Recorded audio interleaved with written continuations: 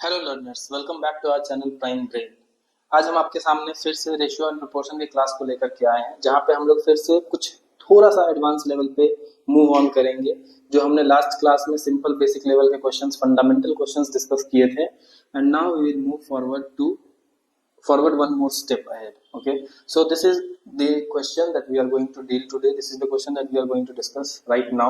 Okay, and the question is, if 20% of p plus q equals to 50% of p minus q, then find the ratio of p and q, ratio of p and q, right? So this is the question. ये question, इस type के question generally आपके competitive examinations, जहाँ पे mathematics या fundamental aptitude tests वगैरह लिए जाते हैं, वहां पे ये क्वेश्चन पूछे जाते हैं. So we will try to find it out, find the solution of this question.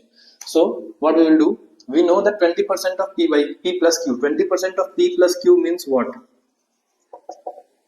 It means 20 by 100 multiplied by p plus q equals to 50 by 100 multiplied by p minus q. Means 50% of means multiplication, we have to multiply here, right? 20% percent means per 100, so 20 by 100 multiplied by this is something. Now when we simplify this, it would be 1 by 5 p plus q equals to 1 by 2 p minus q. Now let us solve it further. इसके बाद भी हम इसको solve करते हैं. इसको इससे multiply करेंगे और इसको इससे मल्टीप्लाई करेंगे. हमारे पास होगा 2 times p plus q equals to 5 times p minus q. यहाँ से सॉल्व करते हैं. 2p plus 2q equals to 5p minus 5q. Rearrange p and q. p को एक साइड लेके जाते हैं, q को दूसरे साइड, q को इस साइड लेके आएंगे. This is 5q plus 2q equals to 5p minus 2p. यहाँ से ये हो जाएगा 7q equals to 3p. And we have to find the ratio of p and q. That means अगर मुझे इसको q को उस साइड लेके जाना हो तो p by q करेंगे, तो 7 को इधर लाना होगा. So when with इसका मतलब ये है कि p by q का जो रेशियो है वो 7:3 होगा. ध्यान ये देना है कि जब कभी भी क्वेश्चन पूछा जाए तो हम हमेशा ध्यान रखेंगे कि हमें p by q पूछा जा रहा है, मींस p रेशियो q पूछा जा रहा है या q रेशियो p पूछा जा रहा है. क्योंकि कई बार जल्दबाजी में हम यहाँ से q रेशियो p 3:7 लिख करके सॉल्व कर सकते हैं, जहां आपके ऑप्शन में भी ये ऑप्शन दिया जा सकता है कि 7/3 3/7. देन यू शुड फोकस कि हमसे पूछा क्या जा रहा है, p is to q पूछा जा रहा है या q is to p पूछा जा रहा है, right? So this is all about this question. Now let us move to the further question. So dear learners, this is the next question. Ratio of milk and water in 64 liters of a mixture is 5:3. ध्यान देने वाली बात यहाँ ये है कि जो mixture बनाया गया है उसका रेशियो दिया गया है 5:3. यहाँ पे इंश्योर आप ये करें कि अगर पहली चीज, अगर उसने मिल्क लिखा है तो ये जो रेशियो फर्स्ट पार्ट है, ये पहला पार्ट ये मिल्क के लिए है, मिल्क से एसोसिएटेड है, राइट? और जो दूसरा पार्ट है वो वाटर से एसोसिएटेड है. In the similar way, what amount of water is added to make the ratio 3:5. Means अब हमें इसी रेशियो को 5:3 वाले रेशियो को 3:5 में चेंज करना है. तो इसमें भी ये जो रेशियो होगा, इसमें 3 वाला जो पार्ट होगा वो मिल्क के लिए होगा और 5 वाला जो पार्ट होगा वो वाटर के लिए होगा. इट मींस कि यहाँ पे इस वाले रेशियो में, इस वाले मिक्सचर में मिल्क ज्यादा था, वाटर कम था. हमें ऐसा मिक्सचर बनाना है जिसमें मिल्क कम हो, वाटर ज्यादा हो, राइट? अब इसको सॉल्व करने का क्या तरीका है, इसको समझते हैं हम. पहली चीज तो ये कि हमें 5:3 का रेशियो दिया गया है, राइट? इट मींस कि हमारे पास टोटल पार्ट्स कितने होने चाहिए थे. टोटल पार्ट्स हमारे पास 8 होने चाहिए. मींस जिसमें से 5 पार्ट जो है वो मिल्क को जाएगा और 3 पार्ट वाटर को जाएगा. 64 को इतने पार्ट्स में डिवाइड किया गया है 5:3 में. तो मिल्क कितना होगा? अगर आपसे पूछा जाए कि मिल्क कितना है, तो that is 5 divided by 8 of 64, that is equals to 40 litre. और यहां से आप इसको नहीं भी करेंगे तो वाटर आप बहुत इजीली फाइंड कर सकते हैं. दैट इज 3/8 into 64, ये होगा 24 लीटर, राइट? यहां तक तो आई होप कि आपको समझ में आ गई होंगी चीजें. अब हमें जो रेशियो बनाना है वो 3:5 का रेशियो बनाना है. और रेशियो किसका होगा? मिल्क बाई वाटर का रेशियो होगा, राइट? मिल्क बाई वाटर का रेशियो हमें 3:5 बनाना है. इसमें पूछा जा रहा है what amount of water is added. It is obvious कि एक्स्ट्रा मिल्क ऐड नहीं किया जा रहा है, तो हमें मिल्क में कुछ भी चीजें नहीं ऐड, मतलब मिल्क को एक्स्ट्रा ऐड नहीं करना. तो हमारे पास मिल्क जितनी क्वांटिटी में पहले था, we have to take that only. Okay, so that is 40, क्योंकि हमारे पास 40 लीटर मिल्क है, हमने समझ लिया है. वाटर में हमें चेंज करना है, तो वाटर में जितना लीटर वाटर पहले था उसमें हमें कुछ ऐड करना है, and addition would be 24 plus suppose x, ये कुछ x लीटर वाटर हमने उसमें और ऐड कर दिया। And when we solve this, and I hope कि आप इसको बहुत इजीली सॉल्व कर सकते हैं, और ये सॉल्व करना ज्यादा मुश्किल नहीं है, क्रॉस मल्टीप्लाई कर देंगे, ये हो जाएगा 200 equals to 72 plus 3x, this is nothing but 128 equals to 3x. This is 128 by 3, that is x, and x is nothing but the extra liter of water that we are adding to make the mixture 3:5. Okay, ratio 3:5. तो यहां से हम x की value लिख सकते हैं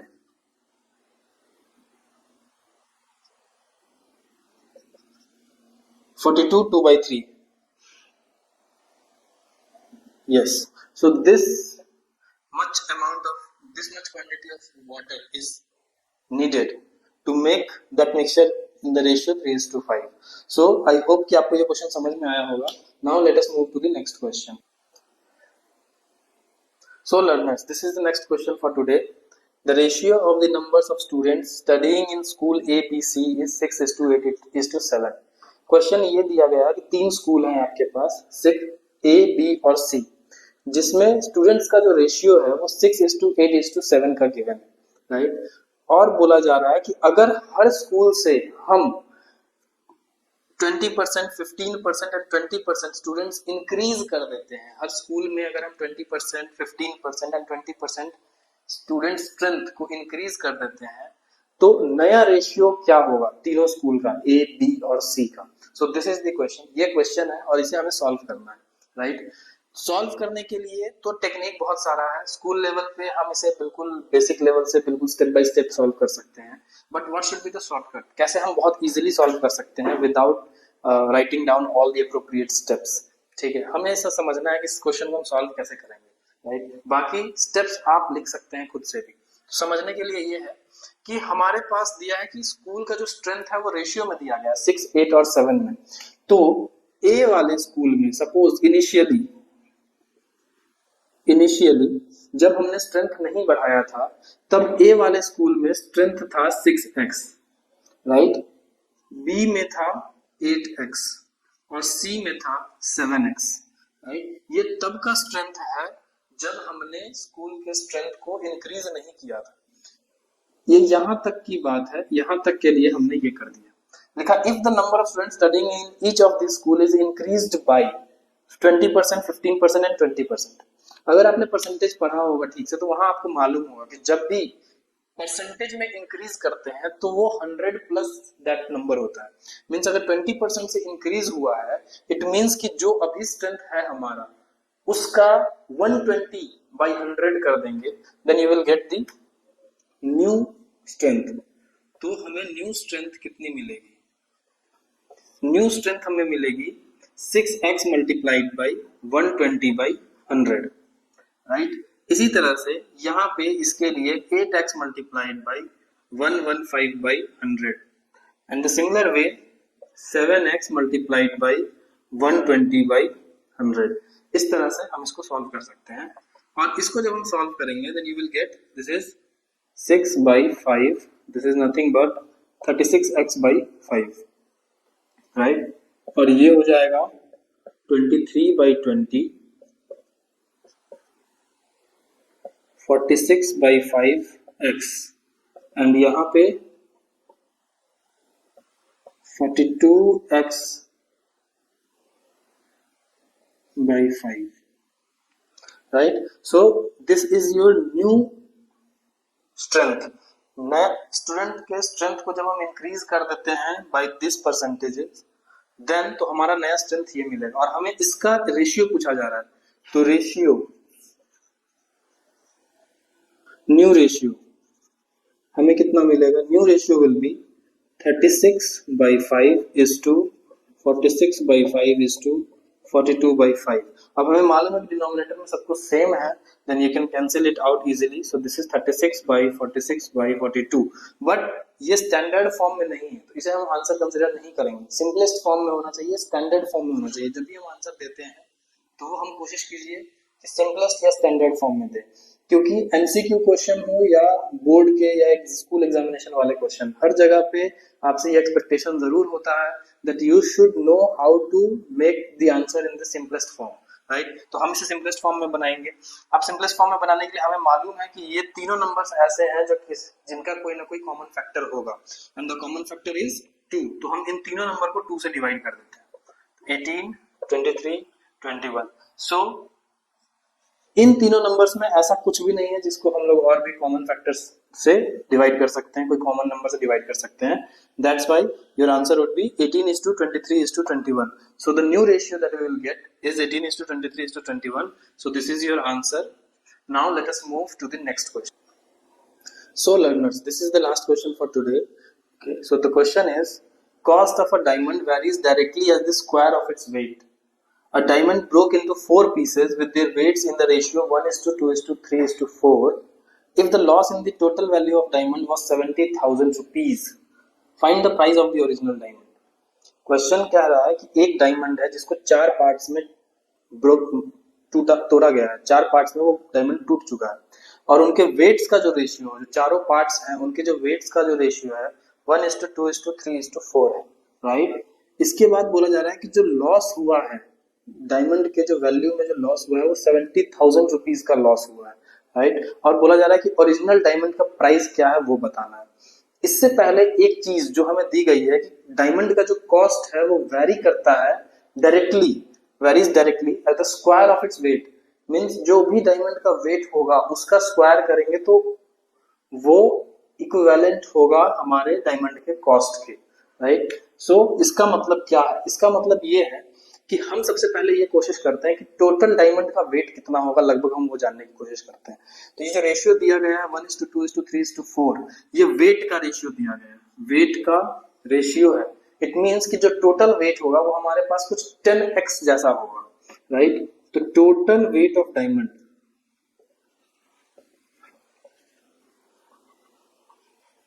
ये कुछ 10x जैसा होगा, राइट। लेकिन अब ये जो टोटल वेट है डायमंड का, इसका मतलब ये कि original price of diamond, price of original diamond, sorry, price of original diamond, इसकी अगर बात करें तो दिखा cost of diamond varies directly as the square of its weight. Means ये डायरेक्टली प्रोपोर्शनल होगा इसके वेट के स्क्वायर के, मींस 10x के स्क्वायर के, राइट। इसका मतलब ये हुआ, दिस इंप्लाइज कि जो कॉस्ट होगा पूरे डायमंड का that should be equals to, अगर मैं प्रोपोर्शनैलिटी का साइन जब हटाऊंगा तो ये प्रोपोर्शनैलिटी का साइन इक्वल्स टू में जब चेंज करेंगे तो यहाँ पे रिप्लेसमेंट होगा एक k का, where k is a constant, ठीक है। ये k का रिप्लेसमेंट होगा तो टोटल कॉस्ट जो होगा, जो हमें कॉस्ट चाहिए वो ये चाहिए, that is equals to 100kx square, right. I hope आपको यहाँ तक चीजें समझ में आई होंगी कि जो क्वेश्चन बोला जा रहा है कि डायमंड जो कॉस्ट है, डायमंड का जो कॉस्ट है वो डायरेक्टली वेरी करता है स्क्वायर ऑफ इट्स वेट। तो वेट 10x है डायमंड का, उसका हमने स्क्वायर किया तो 10x होल स्क्वायर, और चूंकि प्रोपोर्शनलिटी का साइन हटाएंगे तो k एक कांस्टेंट हमने वहां पे अटैच किया है, right. So this is all about now price of each broken diamond piece. अगर एक डायमंड, टोटल 4 डायमंड्स को 4 पार्ट में डिवाइड किया गया, तो हम सभी पीसेस का प्राइस अगर फाइंड करने की कोशिश करें तो प्राइस और cost of each diamond piece, ये क्या होगा? पहला है x, और प्राइस हम निकालना है तो ये तो k टाइम्स x स्क्वायर होगा, because this should be proportional, x square के प्रोपोर्शनल होना चाहिए था जहां पे हमने k लिखा है।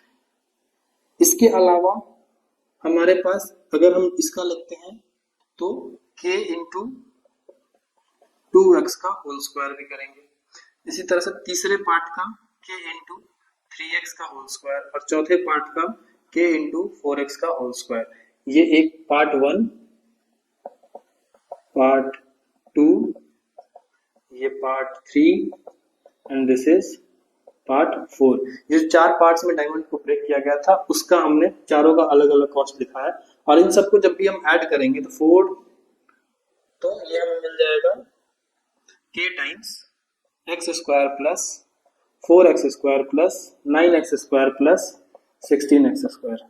यहां से जब हम इसको सॉल्व करेंगे then you will get 30k x square, right. तो हर पीस पे हमें इतना मिल गया। नाउ लॉस कितना हुआ है, loss in the total value, loss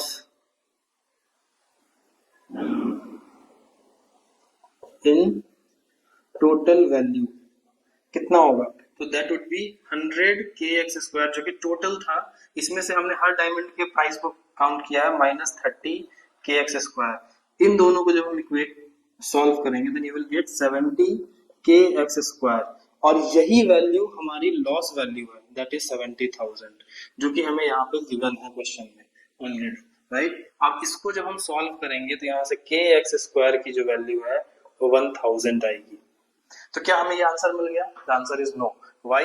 because the original price of original diamond या total cost is 100 times kx square, right. So the price of original diamond, price of original diamond equals to 100kx square, that is 100 multiplied by 1000, that is 1 lakh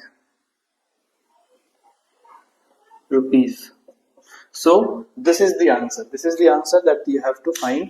कि हमें इस तरह से समझना है। एक बार फिर से हम इसे समझने की कोशिश करते हैं, मैं फिर से इसे समझाने की कोशिश करता हूँ कि total weight of diamond is 10x, क्योंकि हमें रेशियो दिया हुआ था कि टोटल 4 पार्ट्स में डायमंड ब्रेक हुआ है और रेशियो दिया था x 1:2:3:4, और इन्हीं को सबको ऐड करेंगे तो हमें 10x मिलेगा, जो कि टोटल वेट होगा डायमंड का, राइट। और हमें क्वेश्चन में फर्स्ट लाइन में दिया गया है कि जो डायमंड का कॉस्ट है वो वैरी करेगा directly square of its wait, जितना उसका वेट का स्क्वायर होगा उतना के इक्विवेलेंट होगा डायमंड का कॉस्ट, ठीक है। तो वही हमने किया है, डायमंड का जो कॉस्ट है वो 10x के होल स्क्वायर मतलब 100kx स्क्वायर किया, because k is a constant. ये प्रोपोर्शनलिटी साइन को हटाने के लिए हमने k कांस्टेंट का यूज किया है, राइट। नाउ अब जो जितने भी पीसेस दिए गए हैं सारे पीसेस को हमने इंडिविजुअली किया है फाइंड। तो सारे पीसेस का जो कॉस्ट होगा वो पहले वाले का k इंटू एक्स स्क्वायर होगा, बिकॉज ये वन पार्ट है। दूसरे का 2 है तो 2x का होल स्क्वायर किया, तीसरे का 3 है तो 3x का होल स्क्वायर, 4 है तो 4x का होल स्क्वायर, और इन सबको जब हम ऐड करेंगे तो ये एडिशन जब करेंगे तो ये k कॉमन होगा हमारे पास, तो ये जो हमने बाहर कर दिया है। इसके अलावा x स्क्वायर प्लस 2x का whole square is 4x square plus 9x square plus 16x square, और इन सबको जब हम ऐड करेंगे तो 30kx स्क्वायर आएगा। So this is the cost of each diamond piece, जो 4 पार्ट में बटा उन सबका। सपोज ये एक डायमंड है तो कुछ इस तरह से, ये फर्स्ट पार्ट, ये सेकंड पार्ट, ये थर्ड पार्ट, ये फोर्थ पार्ट, इस तरह से कुछ बटा हुआ है, राइट। तो हमने यहां से ये फाइंड किया। अब लॉस कितना हुआ हमारे पास, टोटल जो ओरिजिनल कॉस्ट था, टोटल कॉस्ट जो था वो 100kx स्क्वायर का था, राइट। और जो हमने यहाँ से अलग अलग पीसेस से जो कॉस्ट निकाला है वो 30kx स्क्वायर निकाला है। ऑब्वियस है कि जब डायमंड को ब्रेक करेंगे तो कुछ ना कुछ तो लॉस हुआ होगा, तो इन्हीं का जो डिफरेंस होगा that would be your loss, right. तो इन्हीं को जब डिफरेंस किया तो 30kx स्क्वायर आया, और उसकी वैल्यू दी हुई है 70,000, तो यहाँ से हमने kx स्क्वायर की वैल्यू 1000 निकाल ली, ओके। एंड देन उसके बाद हमें पता है कि जो ओरिजिनल टोटल कॉस्ट है वो है 100 टाइम्स kx स्क्वायर। हमने kx स्क्वायर की वैल्यू 1000 निकाली है, तो 100 मल्टीप्लाइड बाई 1000 किया तो हमें 1 लाख मिलता है, right. So this is the price of original diamond. So this is all for today. तो मिलते हैं फिर नेक्स्ट वीडियो में रेशियो एंड प्रोपोर्शन के साथ, जहां पे हम कुछ और एडवांस लेवल के क्वेश्चंस को डिस्कस करेंगे। So thank you for today and let's meet in the next video.